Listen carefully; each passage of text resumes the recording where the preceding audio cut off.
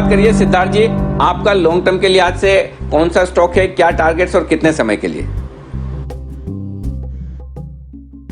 जी बिल्कुल अनिल जी, बहुत अच्छा नया शो है ये। मेरे हिसाब से ये जी बिजनेस और आपका जो इनिशिएटिव है बहुत अच्छा है, बेहतरीन इनिशिएटिव है। आज जो स्टॉक लेके आए हैं लॉन्ग टर्म के लिए वो संजीवनी शेयर है। आपको पता है कि अभी बाजार में बहुत अच्छा मोमेंटम है। ये मोमेंटम कभी ना कभी थमेगा और जब थमेगा तब जो सहारा देगा वो संजीवनी फार्मा सेक्टर देगा और वो स्टॉक होगा इप्का लैब। मुझे लगता है कि 9 से 12 महीने के पर्सपेक्टिव से इप्का लैबोरेटरी पे खरीदारी करनी चाहिए। टारगेट जो हमारा रहेगा वो 1900 का रहेगा, 1900 का। सबसे बड़ी चीज, फंडामेंटली बहुत अच्छी कंपनी, स्ट्रॉन्ग ग्रोथ है एग्जिस्टिंग बिजनेस में और सबसे फेमस दवाई जो आज कोविड में भारत में तो बहुत इस्तेमाल हो रही है वो है HCQS, हाइड्रोक्सी क्लोरोक्विन सल्फेट, और ये कंपनी बनाती है। मुझे लगता है कि इसका लैब पे खरीदारी करनी चाहिए लॉन्ग टर्म पर्सपेक्टिव से। संजीवनी इसीलिए कह रहा हूं, जीवन दान देती है ये सब कंपनियां, और फार्मा में इप्का 1900 के टारगेट से जरूर खरीदारी करें।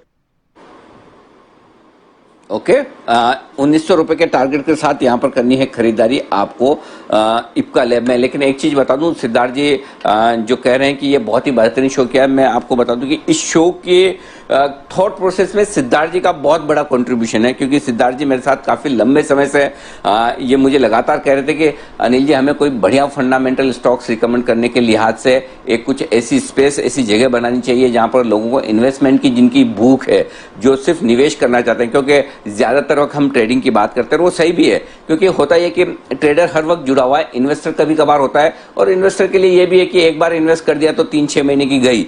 तो ऐसे में जाहिर सी बात है मिनट टू मिनट के मूव जो होते हैं वो ट्रेडर्स के लिए होते हैं, इसलिए सुबह सुबह आप ट्रेडर्स पर काफी फोकस देखते हैं। 10 बजे बाद हमारा फोकस इन्वेस्टर पर शिफ्ट भी होता है। लेकिन उसके बावजूद सिद्धार्थ जी का कहना था कि कुछ ऐसे बढ़िया स्टॉक्स होने चाहिए जो हम रिकमेंड कर सकें, और वहां से हमने इस शो का कॉन्सेप्ट निकाला। तो सिद्धार्थ जी, इस कॉन्सेप्ट के पीछे सबसे बड़ा कॉन्ट्रीब्यूशन है तो आपका है, और इसलिए मुझे बहुत खुशी भी है कि आप अच्छे सुझाव हमें देते हैं और हम उसको लागू भी कर पाते हैं। तो सिद्धार्थ जी की तरफ से पहला स्टॉक है खरीदारी करने के लिए आज से लॉन्ग टर्म के लिए इप्का। आपका long term stock Sachin ji? Good morning जी। सर पहला स्टॉक है BASF। अगर हम इसका लॉन्ग टर्म स्ट्रक्चर देखें तो लगातार 8 क्वार्टर की बिकवाली के बाद पिछले 2 क्वार्टर्स में काफ़ी सस्टेनेबल कंसोलिडेशन हुआ है, और जिस तरीके से मंथली चार्ट्स यहाँ पर इवॉल्व हो रहे हैं तो मुझे लग रहा है ये पर्टिकुलर स्टॉक आपके पोर्टफोलियो का पार्ट ज़रूर होना चाहिए। टेक्निकली भी अगर हम देखें एक फॉलिंग चैनल से एक ब्रेकआउट सिचुएशन ऑलरेडी एस्टैब्लिश हो चुकी है, एंड इसका जो मंथली RSI है वो अभी 50 के ऊपर स्लिप हो रहा है, ब्रेकआउट हो रहा है। तो जिस तरीके से यहाँ पर ओवरऑल स्ट्रक्चर प्रेजेंट हो रहा है, मुझे लग रहा है एक बदलाव ज़रूर हो चुका है। जो गिरावट थी, एक लो टॉप लो बॉटम सीक्वेंस थी, वो थम चुकी थी। उसके बाद एक अच्छा हेल्दी कंसोलिडेशन हुआ है, एंड उस कंसोलिडेशन के बाद अभी एक फ्रेश अपमूव नज़र आ रही है। तो मुझे लग रहा है एक बेहतरीन काउंटर है, एक अच्छे लेवल्स के आसपास है, तो ये आपके पोर्टफोलियो का ज़रूर पार्ट होना चाहिए। टेक्निकली मुझे लग रहा है कि अगर हम इसे 6 से 8 महीने के लिए भी रखें तो अराउंड 1460 तक ये पर्टिकुलर मूव एक्सटेंड होनी चाहिए। जिस तरीके से ये स्ट्रक्चर है, 980 का आपको क्लोजिंग बेसिस पे यहाँ पर स्टॉप लॉस लगाना है, क्योंकि मैं टेक्निकली ज़्यादा देखता हूँ। सो 980 के स्टॉप लॉस के साथ ये स्टॉक अक्यूमुलेट करना चाहिए। लगभग 1130 तक की अक्यूमुलेशन जोन है, एंड 1460 तक की एक एक्सपेक्टेशन होगी on an immediate basis of 6। Okay, तो ये है आपके लिए लॉन्ग टर्म के लिहाज से BASF खरीदारी करने की राय सचिन जी की तरफ से। बेहतरीन फंडामेंटल वाला स्टॉक है, कोई डाउट ही नहीं है। कुणाल जी के पोर्टफोलियो में भी है, 980 के स्टॉप लॉस से खरीदे 1460। कुणाल जी, आपके पोर्टफोलियो में है ना ये अभी भी स्टॉक? BASF बढ़िया स्टॉक है। अनिल जी, शानदार कंपनी है, बेहतरीन चार्ट स्ट्रक्चर है। आज सवेरे ही इनफैक्ट अनिल जी मैं राकेश जी से इसी स्टॉक का जिक्र कर रहा था कि बेहतरीन यहाँ पर एक राउंडिंग बॉटम पैटर्न बनता हुआ चार्ट पर दिख रहा है। तो बिल्कुल सचिन जी की राय के साथ मेरी भी राय शामिल है। बहुत ही बेहतरीन काउंटर है, और इसमें उम्मीद अनिल जी है कि 1500 तक के लेवल्स आएंगे। तो BASF बिल्कुल जिनके पास भी है खरीद करके चलें और सचिन जी की राय माने। ओके, BASF में करें खरीदारी। और इसके साथ ही मैं कुणाल जी, राकेश जी, वागले साहब हमारे साथ हैं, मैं उनसे ये भी दरख्वास्त करना चाहता हूँ, इनके साथ आपके बीच बीच में BTST कॉल्स कहीं भी आए तो कृपया करके इन्फॉर्म करें, तो हम BTST कॉल्स भी बीच बीच में लेते रहेंगे और साथ ही हमारी ये पिक्स का दौर भी चलता रहेगा। आइए long term picks Himanshu Gupta साहब का स्वागत करते हैं। हिमांशु जी स्वागत है आपका, बताइए आपका पहला स्टॉक लॉन्ग टर्म के तौर पर कौन सा है? Very good morning Anil ji, and thank you very much for this opportunity. देखिए, सबसे पहले अगर मैं यहाँ पर लॉन्ग टर्म पिक अपनी यहाँ पर आज जो देना चाहूंगा, स्टॉक का नाम है जिंदल पॉलीफिल्म्स। स्टॉक लगभग 340-342 रुपए के आसपास यहाँ पर काम करते हुए देखने को मिल रहा है हमें।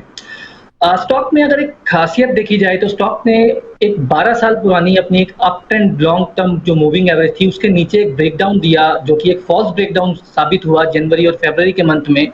स्टॉक ने लगभग 150 रुपए की अपनी जो लॉन्ग टर्म सपोर्ट थी उसको टेस्ट किया, और थ्योरेटिकली जिस तरह का हम एक रिवर्सल एक्सपेक्ट करते हैं किसी भी स्टॉक के लिए, जो कि एक बॉटम फॉर्मेशन के जो सिग्नल्स होते हैं, सेम उन्हीं लाइंस पर यहाँ पर एक बहुत शार्प रिवर्सल देखने को मिला।